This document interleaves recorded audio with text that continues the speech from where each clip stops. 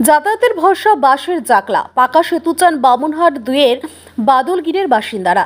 2025 সালে এসেও মানুষকে প্রাণের ঝুঁকি নিয়ে যাতায়াত করতে হচ্ছে, এই কথাটি ভাবতেই গা শিউরে ওঠে।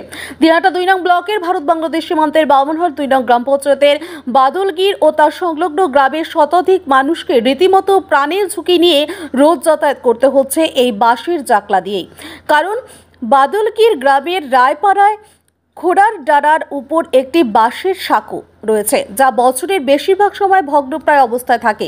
সুদীর্ঘ সময় ধরে গ্রামবাসীরা গ্রাম পঞ্চায়েত কার্যালয়ের প্রধানকে একাধিকবার অভিযোগ জানিয়েছেন, কিন্তু এই সমস্যার কোনো স্থায়ী সমাধান হয়নি। সমস্যা সমাধানের নামে বারংবার পুনঃসংস্কার করা হয়েছে, তবে সাঁকোটি বাঁশ দিয়ে নির্মিত হয় মাস দুয়েক যেতে না যেতেই আবার তা ভগ্নপ্রায় হয়ে পড়ে। এই সমস্যার ফলে বাদলগিরের সহ আশেপাশের আটিয়াল ডাঙ্গা, বগ্নিরহাট ও ওই রাস্তা ব্যবহারকারী কয়েক হাজার মানুষের যাতায়াতে চরম অসুবিধা হচ্ছে। এ বিষয়ে অভিযোগ জানিয়ে স্থানীয় বাসিন্দা ও গৃহশিক্ষক কানাই রায় জানান, আমরা ছোট থেকে দেখে আসছি বাকি জায়গায় রাস্তা সেতু সবই হয়েছে, কিন্তু এই বাঁশের সাঁকোর কোনো উন্নতি হয় না। বারবার বিভিন্ন ব্যক্তি এসে মাপঝোঁক করে যায়, কিন্তু কাজের বেলায় কিছুই হয় না। রাস্তাঘাট ও সেতু যোগাযোগ ব্যবস্থার অন্যতম অংশ, যার অবস্থা খারাপ থাকলে কোনো অঞ্চলের সার্বিক উন্নয়ন সম্ভব নয়। পাশাপাশি পার্বতী বর্মন বলেন, এই বাঁশের সাঁকো দিয়ে পারাপার হতে ভয় কাজ করে, তাই স্থায়ী পাকা সেতুর দাবি জানাচ্ছি।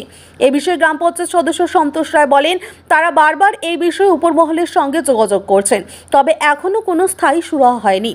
তারা আবারও চেষ্টা করছেন যেন সমস্যাটির স্থায়ী সমাধান হয়। বিগত কয়েক দশক ধরে চলা এই অসুবিধা কি আদৌ কোনো সুরাহা হবে, সেই আশায় স্থানীয় বাসিন্দারা। তবে এই বিষয়ে গ্রাম পঞ্চায়েত প্রধানের বক্তব্য পাওয়া যায়নি।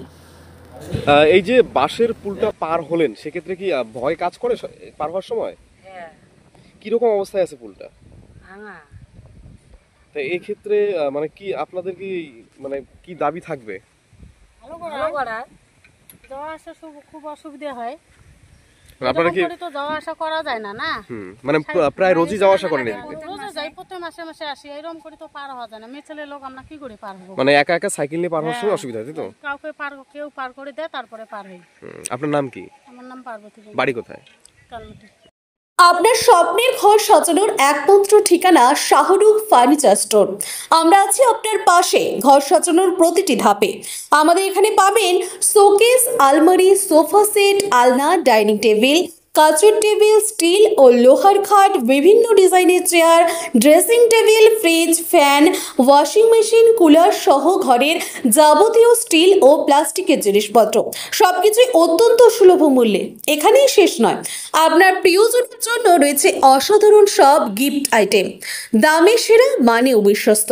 শাহরুখ ফার্নিচার স্টোর, ঠিকানা জামবাড়ি, কুরসার রোড, বড় ফকিরতকিয়া, দিনহাটা। যোগাযোগ করুন 7865923273 অথবা 8617636553। শাহরুখ ফার্নিচার স্টোর মানে গুণগত পণ্য বিশ্বাসের দামে। দীর্ঘদিন থেকে যে মানে যেটা শোনা যাচ্ছে যে দীর্ঘদিন থেকে এখানে একটা বাঁশের চাংড়া আছে যেটা বেহাল দশায় পড়ে রয়েছে, এক্ষেত্রে যাতায়াতের কি কি অসুবিধা হচ্ছে?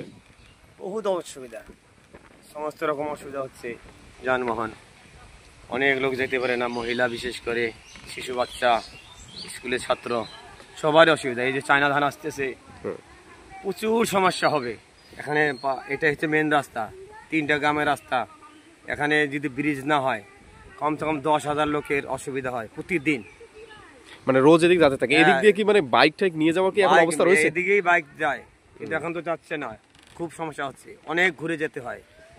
সেক্ষেত্রে আপনারা কি কোনো দাবি জানিয়েছেন? আমরা অনেকবার দাবি জানিয়েছি, বিডিও সাহেব নিজে এসে দেখে গেছি, তিনি প্রতিশ্রুতি দিয়েছেন, কিন্তু করার কথা। অনেক নেতা এখানে আসে, প্রতিশ্রুতি দেয়, কিন্তু কেউ কর্তব্য কর্ম করে না, জনগণ অসুবিধা। আপনার নাম কি? ত্রৈলক্ষ্যনাথ রায়। এটা কোন জায়গা? এটা বাদলগির রায়পাড়া। যাবার পাচ্ছি না, এই দেখো কি অবস্থা।